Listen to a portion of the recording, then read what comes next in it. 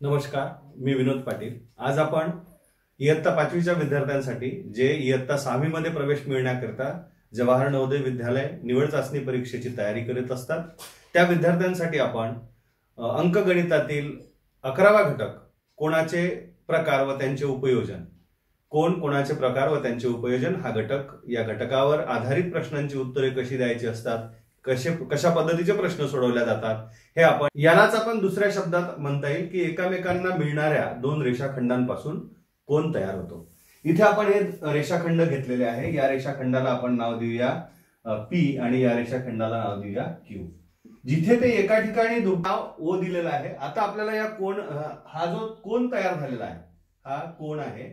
या कोणाला मोजायचं असते आपल्याला आणि ते कोण काढताना आपण एकतर कोण मापकाच्या सहाय्याने काढता येतो किंवा कंसाच्या माध्यमातून तो काढता येतो। कसे काढायचे असतात कोण ते आपण या ठिकाणी बघणार आहोत।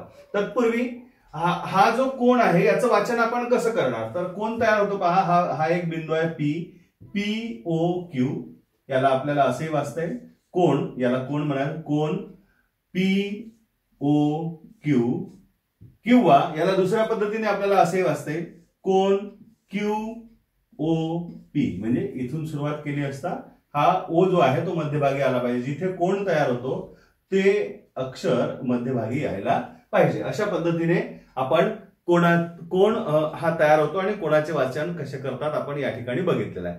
आता आपण बघूया की कोणाचे प्रकार किती। कोणाचे प्रकार अनेक आहेत, एक एक प्रकार आपण या ठिकाणी जाणून घेऊ। एक पहिला कोणाचा प्रकार त्याला आपण लघु कोण म्हणतो।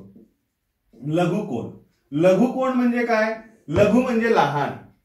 आता मग कोणापेक्षा लहान, तर त्यासाठी आपल्याला समजून घेणं गरजेचं आहे काटकोन म्हणजे काय।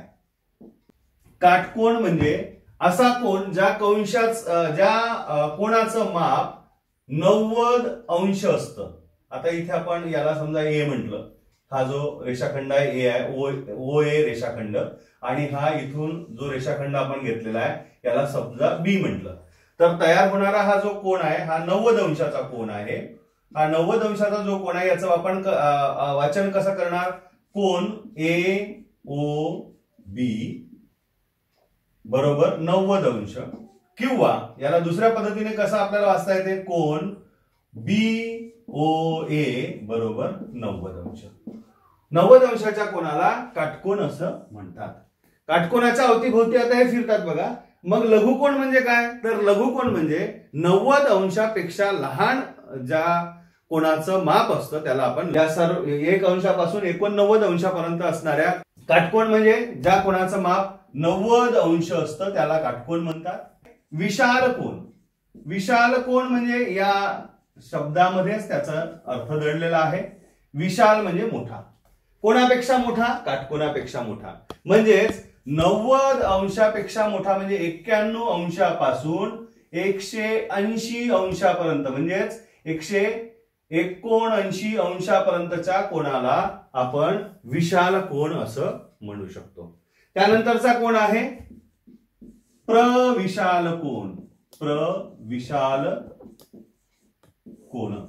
प्रविशाल कोण म्हणजे 180 अंशापेक्षा मोठा, 180 अंशापासून मोठा कुठपर्यंत 360 अंशापर्यंत त्या कोणाला प्रविशाल कोण असं म्हणतात। कोणता कोण म्हटलाय लघुकोन। मात्र हा जो बाहेरचा कोण आहे एवढा, हा कोण, या इथे सुद्धा एक कोण तयार होत आहे आणि ह्या कोणाला आपण प्रविशाल कोण असं म्हणू शकतो, कारण हा लघु कोण आहे आणि हा इथून इथपर्यंत जो पूर्ण कोण आहे तो 180 अंशापेक्षा निश्चित मोठा आहे, त्यामुळे आपण त्याला प्रविशाल कोण म्हणूया। आता दुसरा कोण सगळ्यात पहिल्यांदा आपण या ठिकाणी जाणून घेऊया शून्य कोण। शून्य म्हणजे ज्या कोणाचं माप हे 0 अंश असेल त्याला आपण शून्य कोण म्हणू। असं दाखवता कसं येईल आपल्याला, समजा हा एक रेषाखंड आहे, हा रेषाखंड ज्याला आपण नाव दिलं इथे याला O म्हणूया, इथे याला A म्हणूया। याच रेषाखंडावर आपण आता काय केलं, दुसरा रेषाखंड जो आहे तो या ठिकाणी असा त्यावर एकावर एक तो रेषाखंड आपण घेतला।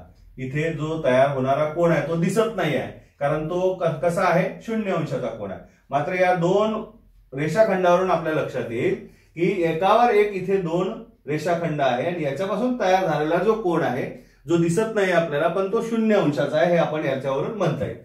याची संकल्पना जर आपल्याला खऱ्या अर्थाने स्पष्ट करून घ्यायची असेल तर आपण पूर्ण कोन शिकूया पहिल्यांदा, म्हणजे पूर्ण कोन आणि त्यावरूनच 0 कोन याची कल्पना येईल। पहा पुन्हा आपण इथे एक रेष घेतली, हा रेषाखंड आहे एक, याला आपण ओ म्हटलं, याला ए, ओ ए हा रेषाखंड आहे आणि यापासून तयार होणारा जो पूर्ण कोन आहे म्हणजे यावरच आपण दुसरी एक, हा जो आहे इथून सुरू झालाय कोन आणि इथपर्यंत आला, हा जो तयार झालेला कोन आहे त्याला आपण काय म्हणता येईल, पूर्ण कोन। आणि तो पूर्ण कोन किती अंशाचा असतो, 360 अंशाचा तो पूर्ण कोन असतो।